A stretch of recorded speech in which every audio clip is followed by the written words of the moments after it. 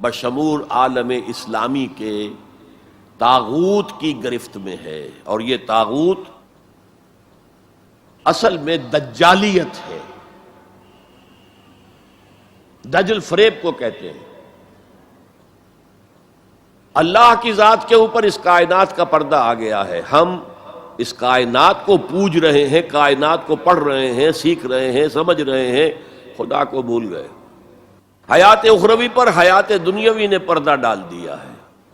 دجل اصل زندگی وہ ہے، اسے بھول گئے ہیں اور اس زندگی میں مگن ہے، گم ہے۔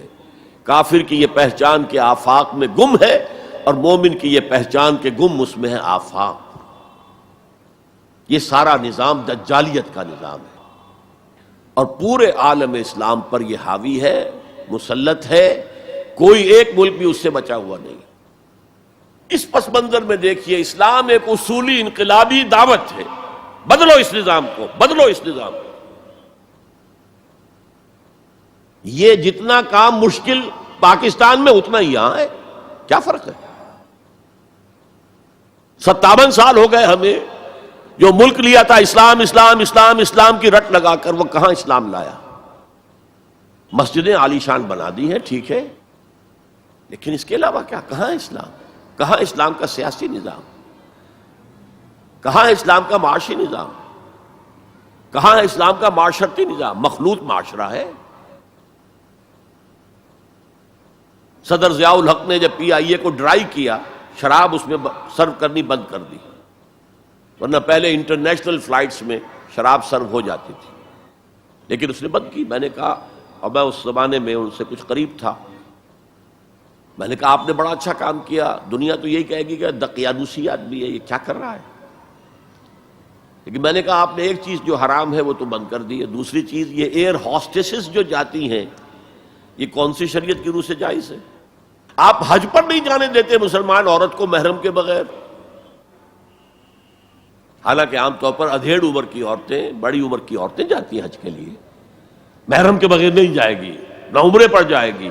اور یہ جوان لڑکیاں جو جا رہی ہیں، ان میں کے ساتھ کون سا محرم ہوتا ہے؟ چپ، خاموش، کوئی جواب نہیں۔ میں نے کہا کیا کھانے اور ناشتے کی ٹرے جو ہے وہ مرد نہیں رکھ سکتے آگے؟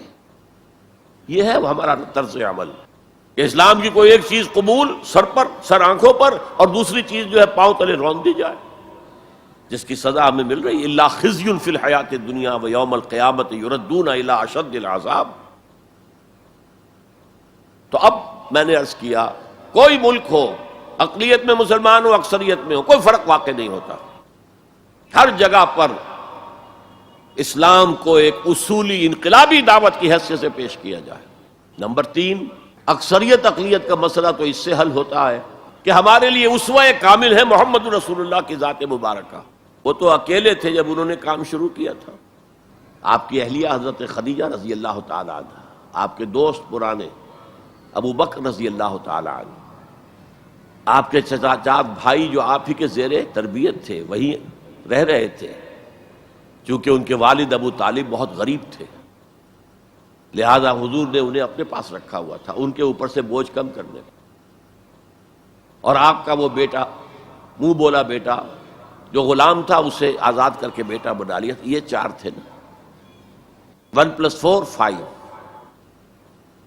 اور 10 سال کی محنت شاقہ، دن رات کی محنت، اور یہ محنت کرنے والا کون؟ محمد صلی اللہ علیہ وسلم، جس کے کردار کے اوپر کہیں کوئی چھینٹ بھی نہیں ہے، داغ دھبا تو بڑی بات ہوتی ہے۔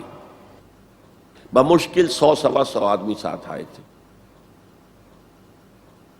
تو آپ اس اسوے پر چلے، آپ کو 100 بھی نہ ملے کوئی پرواہ نہیں۔ کیا جب کس وقت اللہ تعالیٰ دھارے کا رخ موڑ دے، لوگوں کی توجہ ہو جائے، لیکن اصول وہی ہو، دعوت وہی ہو، اور نمبر 3 میتھڈالوجی وہی ہو۔ Don't borrow the methodologies from the movements of this era. جمہوریت کے ذریعے سے کچھ ہو جائے، اور کوئی دہشت گردی کے ذریعے سے کہیں اسلام آ جائے، these are not the methodologies of Muhammad صلی اللہ علیہ وسلم۔